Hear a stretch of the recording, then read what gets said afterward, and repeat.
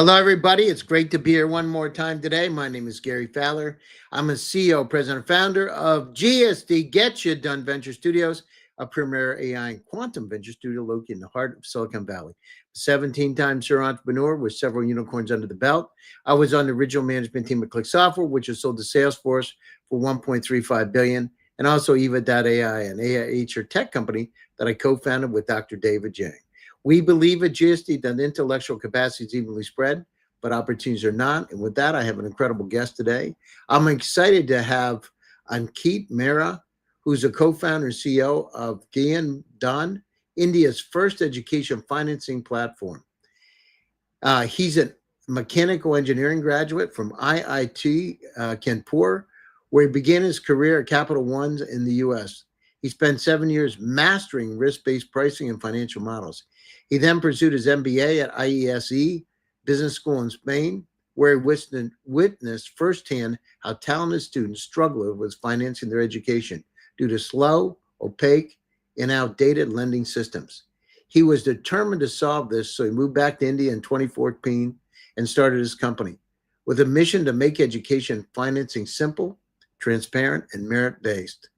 Under his leadership, his companies transformed thousands of students' funds into their dreams to help them fund their dreams of higher education. And with that, I'd like to welcome him to the show. Hi, Ankit. How are you today? Hi, Gary. I'm doing good. How about you? Thanks for having me. Yeah. So already my AI is coming back with some things. It said, now, so it's kind of like my grandmother, by the way. I have 14 large language models working as a team. So it said, ask Ankit, let's start at the beginning.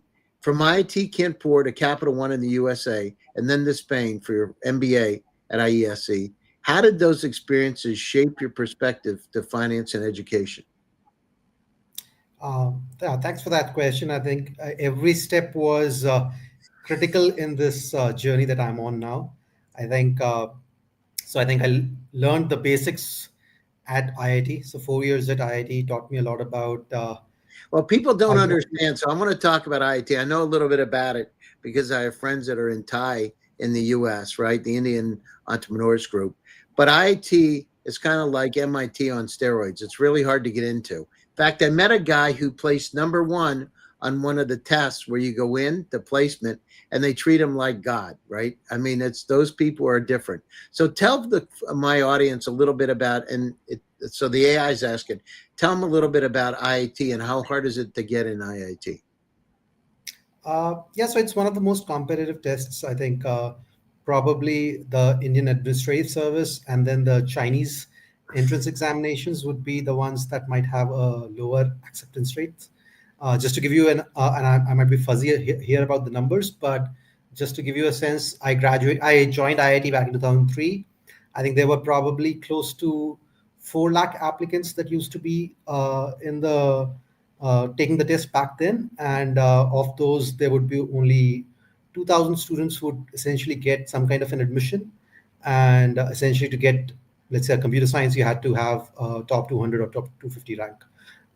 So yeah, I mean, practically it used to be like a 0.01% filtration rate or thereabouts if you talk about the top courses. So it's a grueling entrance examination, and I think, frankly speaking, that also sets well with our journey at GyanDhan, because my co-founder Jainesh. So the way it happens in India is, even to get into IIT, you have to apply for or study hard for to get into through the entrance examinations. So there is an entire industry around it which helps you prepare for the IITs, and obviously that costs a lot of money. And my co-founder was not from a very well-off background, so he actually was in a place where he couldn't afford the entrance examination fees as well. He benefited from a philanthropic organization that helped him prepare for the entrance examination. So he actually encountered the issue around financing and the need for financing much earlier, even before his IIT days. But yeah, I mean, I think coming back to it, it's a fairly competitive exam. The competition rigor has only increased over the years. But yeah, I mean, I think it prepares you well. Uh, it's not just about rote learning. It used to test a lot of skills, and that's why I think historically, at least the IITs have had the respect that they have had globally. because of whatever our predecessors have done, to be very honest. So now it's asking me, it said, and Keith, you left a stable career in the US to return to India and start from scratch. That isn't easy. What was going through your mind at the time? So yes, I think I actually loved my time at Capital One, and I learned a lot of things at Capital One, one of the best companies to work for in my mind. You learn an incredible lot. But I think after 6 years, 6 odd years at Capital One, I felt that I wanted to do something different. And for me, there was an urge of doing something for the broader society. And I felt that I wanted to do something in the sports sector back in India. So actually, that was my reasoning of leaving Capital One. I felt that hey, let me leave the financial services industry for good, and move back to India to start something in the sports sector. And with that in mind, I actually went to ESA Business School in Spain because I thought I'll get an exposure to the European sports culture and work with a few organizations there before moving back to India.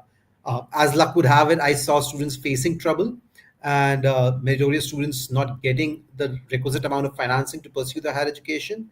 And because I'd worked at Capital One devising strategies, doing risk-based pricing, that's just something that got seeded in my mind. And over the next 1 year of the first year at business school, I just decided that hey, this is something that is worth taking time out, and probably I'll have to park my dreams of sports for a later date.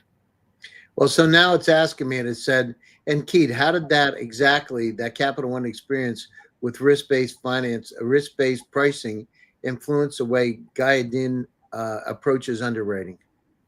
Sorry, Howard, the How did the experience you had at Capital One influence the way your company approaches underwriting?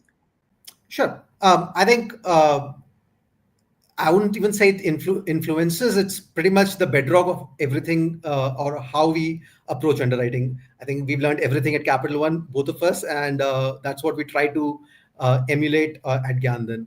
I think I'll actually go back to the journey at ESA to give you an idea of how this thing all came about. When I got an admission and I saw my peers struggling to get education loans, that was the first time I actually went back to my Capital One way of thinking, and I started effectively judgmentally underwriting my peer group, trying to figure out, hey, what are the variables that define these guys? What are their previous academic backgrounds, their previous work experience, and so on and so forth? And then try to say, hey, will there be a prediction that I can make on what their eventual outcomes would look like after they complete the MBA? Who will get a job? Who won't get a job? What kind of salaries will they get to? So I think that was really the idea that got seeded in my mind, and I think that is what we have been doing since moving back. The first thing we developed at GyanDhan before we even launched the operations was building a student employability model. Yeah, and So that's just trying it's asking me right now. It says you often emphasize making financing yeah. meritocratic, right?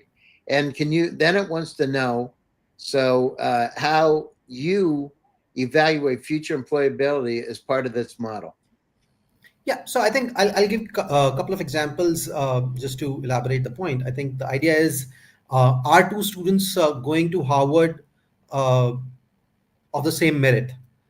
Yes, they've cleared an entrance examination, they've cleared the admissions committee, but are those students the same? They might be coming from different backgrounds, might have different career trajectories, and that might have a bearing on their eventual outcomes. Similarly, two students within Harvard, but in different streams.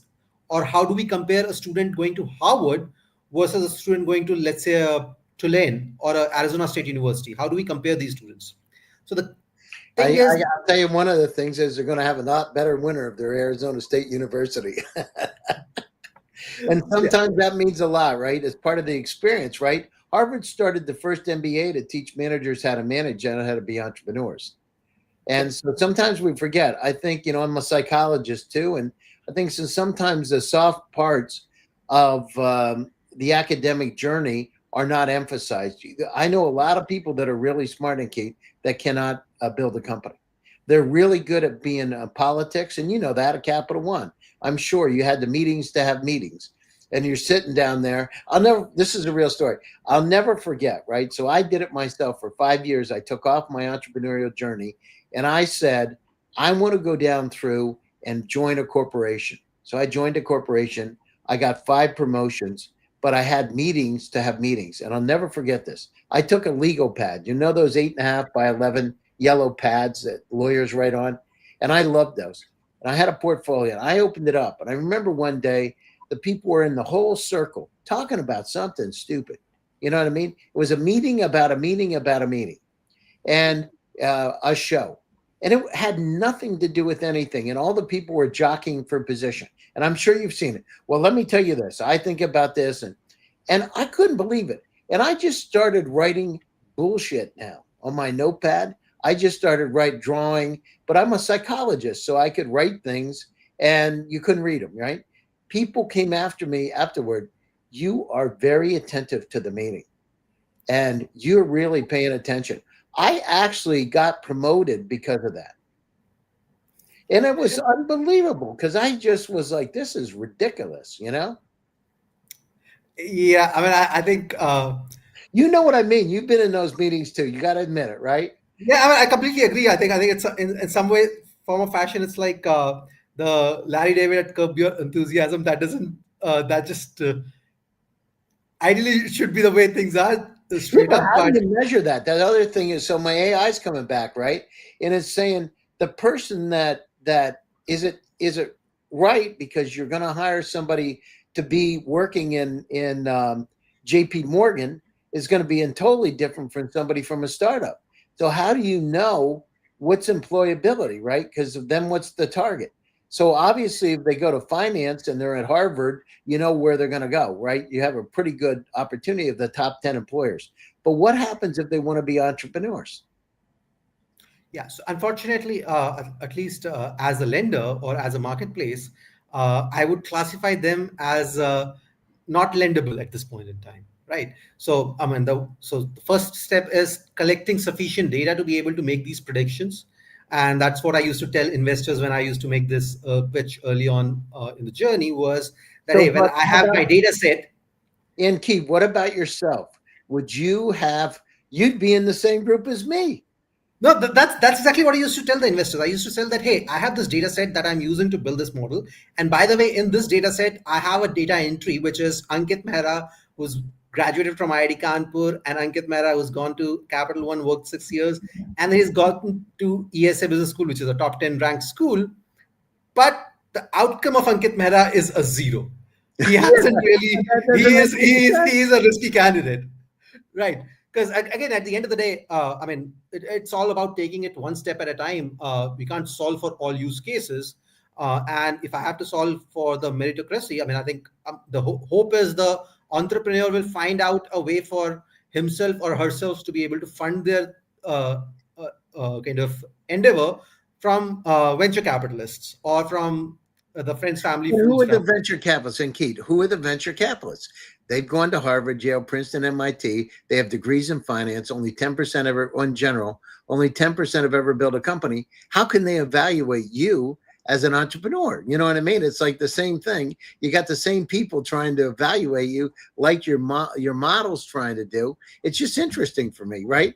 Entrepreneurs, I look at it the soft side. Here's the thing I do. I'm a psychologist, right? I look at it as determination, persistence, flexibility, resilience. You know, Yeah. it's, you know, you're building a company. It's never a straight line. There's ups and downs and in and outs. Someday you think you're the greatest person in the world. The next day you're saying, why did I ever do this? I should be at Capital One and never going back to India. You know what I mean? Yeah. Right? And so you go through it. Now, by the way, my AI's got something for you. It said, um, what were the first big challenges you faced in building credibility and with lenders, students, and families, and how did they take it? Were they So accepting? yeah, so I think I'll break it down into the lenders and then the students separately. So as far as the lenders was concerned, the biggest challenge in the Indian context specifically was, and some of it will be the case even in the American context, will be the fact that this segment is beset with a huge NPAs. So this is one of the worst asset classes, so to speak, in the Indian market historically. And so when we came in and we said, hey, there has to be a way to do meritocratic lending, the idea was, yeah, I mean, you might say something, but we already see an asset class where whosoever has lent has seen NPA ratios as high as 10%, 15%. Why should we even touch this?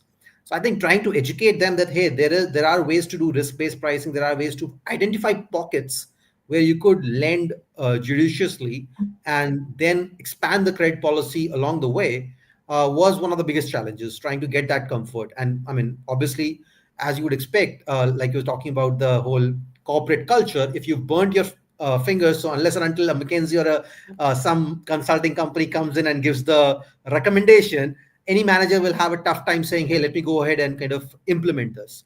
Right. So we did definitely had our challenges trying to convince lenders. We definitely had support through our Capital One network, through our other networks, which helped us get the right introductions. But I think that was the biggest challenge from the lender's perspective. I think from the students and the parents' perspective, the biggest challenge was once we started working on it was really, who are you guys? And are you guys going to run away? Or are you guys fly by night operators? Because at the end of the day, it's a business about money. So there's a lot of trust factor that has to go into it. So I think that trust building is something that did take us some time. So our initial applicants used to be really almost 95% of applicants would be applicants who've already gotten rejected from every possible lender. And then they would come in and they would try their luck with us.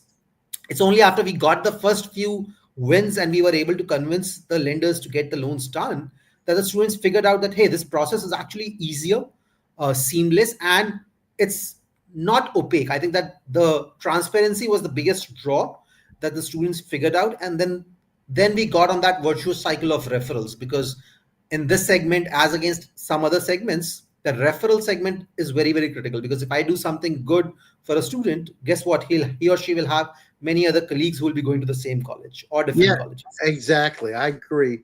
And so since you've launched your company in 2015, how have you seen education financing the space evolve in India? How's it changed since then? So it's changed quite tremendously. I think if I'll give you a quick number, I think when I saw the problem, the idea was to just give you the context. A degree at, let's say, an ESA would cost a couple of $100,000 roughly, and the maximum loan you could get back then was close to $10,000 or $15,000, as against the requirement of $200,000. Compare that to today, you can get loans up to $200,000 with some conditions. And typically for top schools, you can get loans up to $100,000 just on the basis of your merit. So I think the landscape there has changed significantly. We've seen average ticket sizes obviously go up. More importantly, we have seen a significant increase in the penetration. So in terms of the credit uptake, I think when we started out, and I'm talking right now just about the study abroad segment, obviously there is a big domestic component as well in the Indian markets. But if I talk about Indian students going abroad, the penetration rate of lending used to be somewhere in the 3 to 4% range. Yeah. I think in the last year, it's probably been closer to the mid-teens to the closer to 20%, between the 15 to 20%. So I think that jump has been quite significant. It has helped a lot of students realize their dreams. So when we talk about democratizing education, we've seen significant increase in number of students targeting overseas education. And that's not just limited to the affluent class. That's just not limited to the top metros. It's become more broader with tier 2, tier 3 cities in the country participating in this entire journey.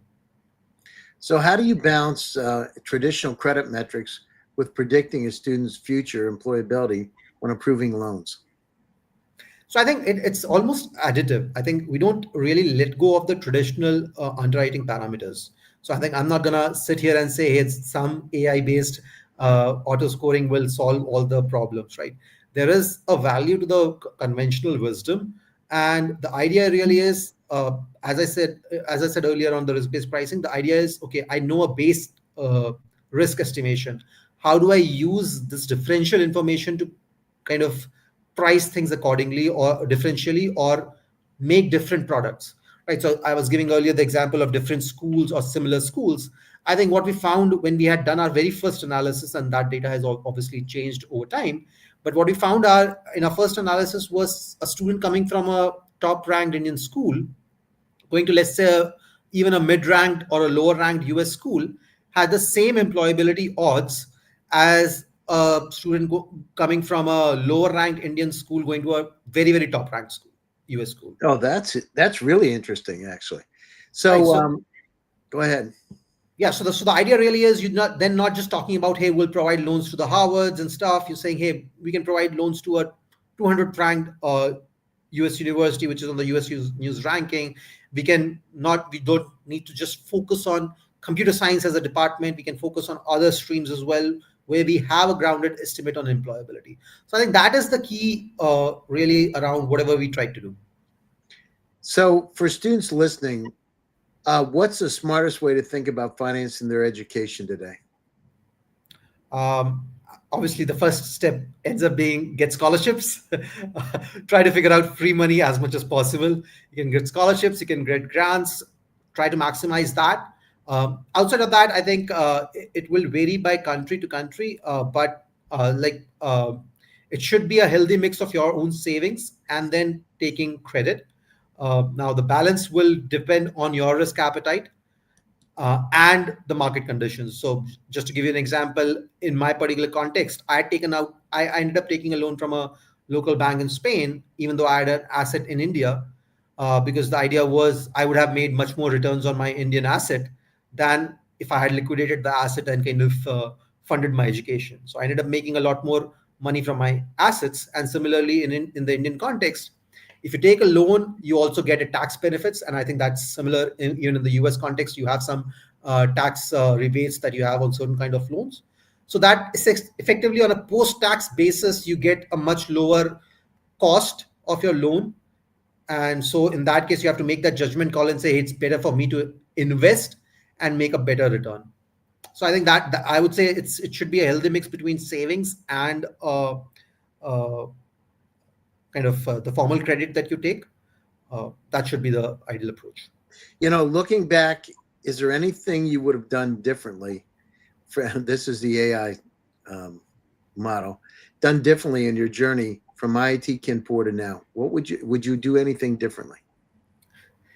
Uh, I mean, there are multiple, I would say, multiple things I could have done better that could have helped us basically where we are. Probably compress this 10. I would have loved to compress this 10-year journey into a 3-year journey and have that compounding much faster. So I think I would say much more on the aggression side at my end, much more around the team building side at my end, because I think in the last 10 years of my journey, I think I keep on repeating this now, that I think for me, I'm not sure at least, but I am squarely in the school of thought wherein for me, the team matters more than anything else.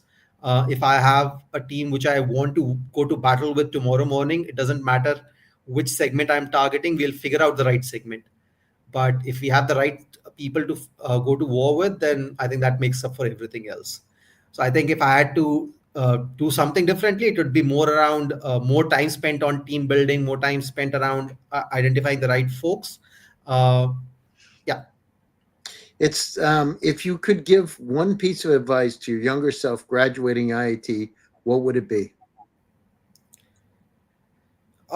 Actually, I mean, the first thing I'd go and tell the younger Ankit at IIT is uh, kind of focus on your education, focus on your finding your passion. I think, and don't chase other people's dreams. So it's fine to say, hey, I don't know what my kind of what my dream is, but like I prefer to say, hey, your dream can be a discovery by subtraction. You don't have to figure out, hey, I want to be an iBanker on day one, but you can figure out, hey, I don't want to be a consultant, or I don't want to be a finance guy, or I don't want to be a this or that. And then you might figure out, hey, I want to be an iBanker as a result of that, or I want to be I don't know, a trader or whatever. I want to be a philanthropist, but, or I want to be a venture capitalist. But it could be a by subtraction rather than trying to figure out, okay, if everyone is trying to go for computer science, let me also take up a computer science, and that's the end all be all. I think that is where I will say it's not necessary to kind of figure out the passion immediately, but try to at least subtract what you're not interested in, and then try to be the best at what you do. I mean, it's just a function of, you have to be smart, so you have to be good at what you do, and you have to spend a crazy number of hours. I mean, there is no substitute for hours. No, I agree with that. We're coming up to the top of the show. By the way, Ankit, after the show's over, if you want to stay on for a few minutes, we can talk. We can do that. So closing thoughts, and how do people get a hold of you, Ankit? So people can always reach to me through LinkedIn, through Twitter, uh, more so LinkedIn these days, and then also they can reach out to us through our website, through our email IDs. My email ID is ankit.mehra@gyandhan.com. So they can reach out to me through different channels. Always happy to interact with folks, figure out what we can do together, how we can help each other out. Yeah. No, that's great. And how do people get a hold of you? What's the best? LinkedIn, email? What's the best way to get a hold of you? I think both LinkedIn and email both work fine for me. I mean, kind of, I'm fairly active on both, at least Sounds in terms great. of responses. Well, Keith, thanks for taking time out of your busy schedule to join the Top Global Startups. And thanks to all my audience for joining one more time. My name is Gary Fowler, and I'm your host. Stay happy, stay safe, and stay healthy. And I will back to you again soon with another exciting edition. Thank you, everybody. And thanks to all of you. We're closing in on 2 million views, 1,500 podcasts. So it's thanks to all of you helping us, and we're here for you. Thank you. Thanks, Gary.